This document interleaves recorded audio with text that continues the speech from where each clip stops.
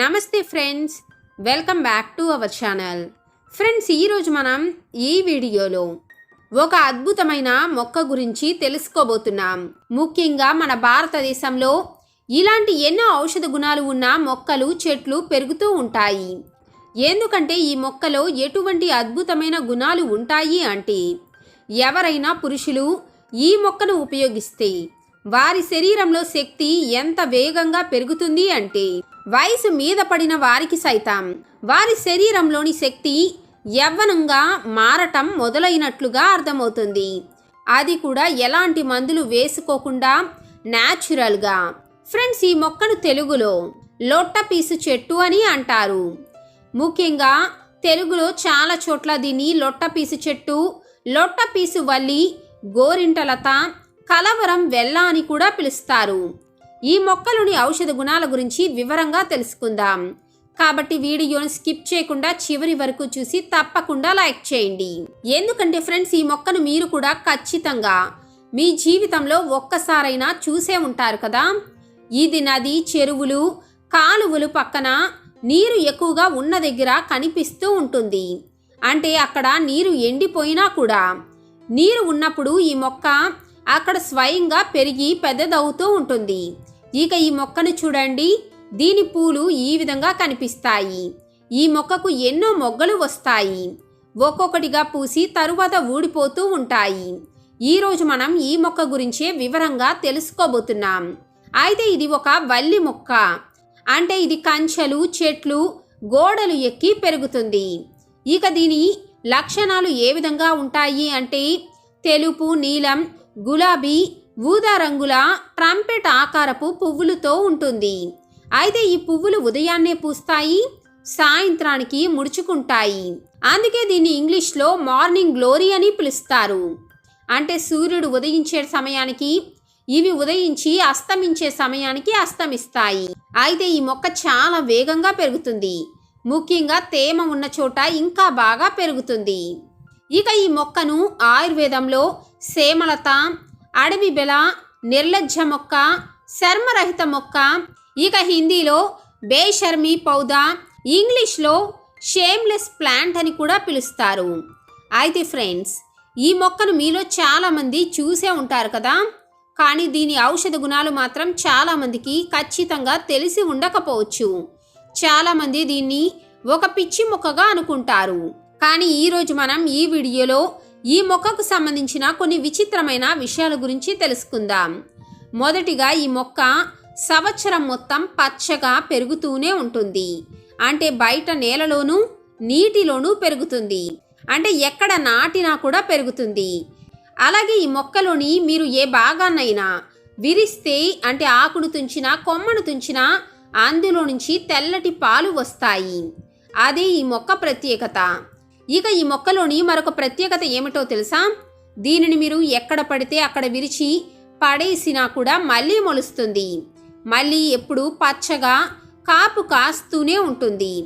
ఎందుకంటే జంతువులు ఈ మొక్క ఆకులను అస్సలు తినవు. ఎందుకంటే ఇది విషపూరితం. ఏ జంతువైనా పొరపాటున తింటే కొన్ని రోజుల్లోనే పిచ్చిదానిలాగా ప్రవర్తిస్తుంది. అందుకే ఈ మొక్కకు జంతువులు దూరంగా ఉంటాయి.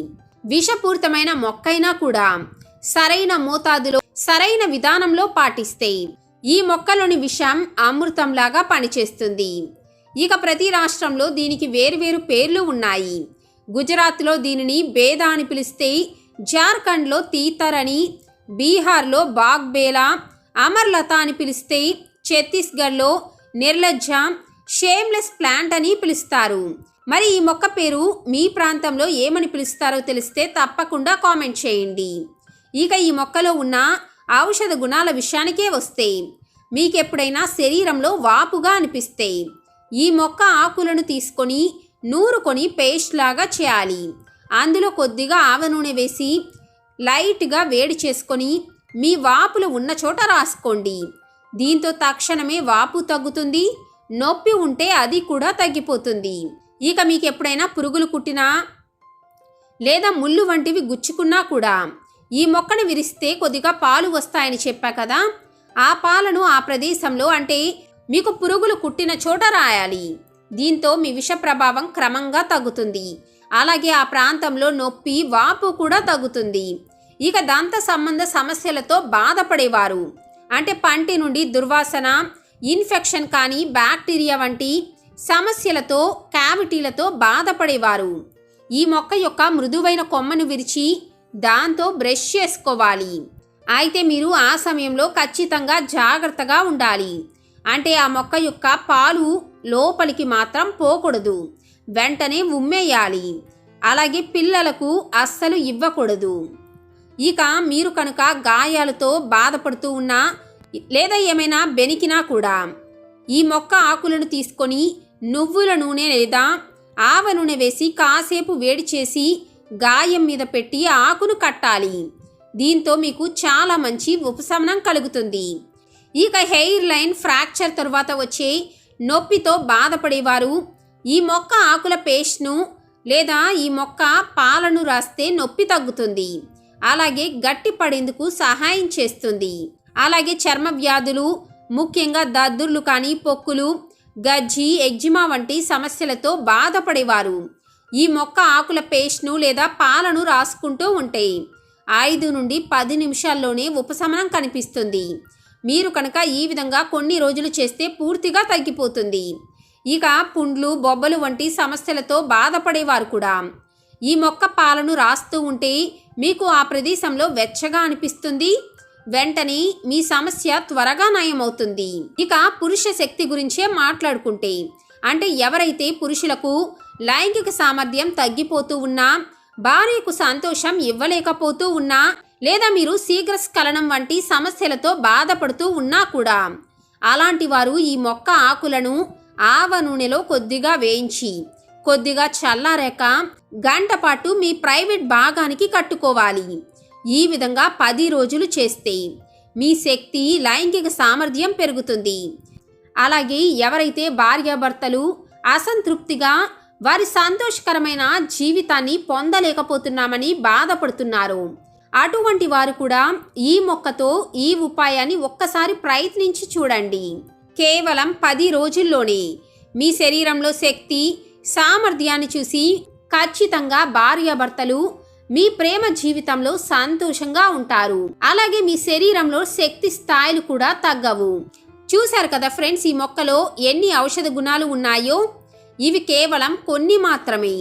ఇలాంటి ఇంకా చాలా ఉపయోగాలు ఈ మొక్కలో ఎన్నో ఉన్నాయి. మరి లొట్టపీసు చెట్టు యొక్క ఈ ఔషధ గుణాలు మీకు కూడా నచ్చితే తప్పకుండా లైక్ చేసి మీ ఫ్రెండ్స్ అండ్ ఫ్యామిలీతో షేర్ చేసుకోండి. మరొక మంచి వీడియోతో మళ్ళీ కలుద్దాం. అప్పటి వరకు టేక్ కేర్, కీప్ స్మైలింగ్. అందరికీ నమస్కారం.